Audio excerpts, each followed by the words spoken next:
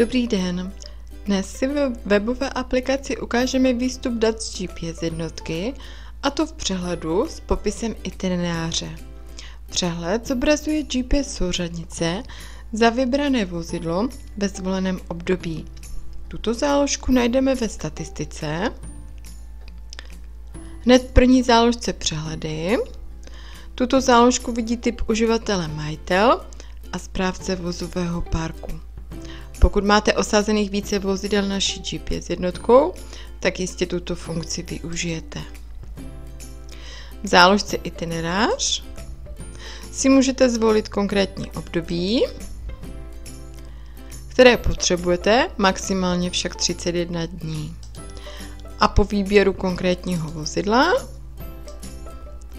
s nastavením rozlišení rozmezí se vám níže v tabulce zobrazí data za vozidlo, konkrétní vybrané období, kde se vozidlo v nastavené parametry nacházelo, a to konkrétně GPS souřadnice,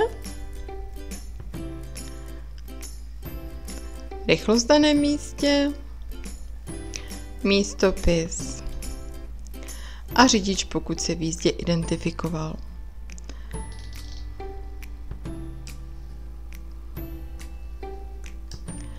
Tyto data můžete exportovat do Excelu anebo vybrat tisk.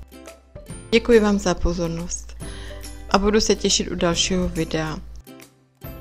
Více videonávodů naleznete na našem YouTube kanálu a pokud si nevíte rady, kontaktujte náš Nonstop Dispatching na e-mailu info@onisystem.cz nebo telefonicky na čísle 737 900 300.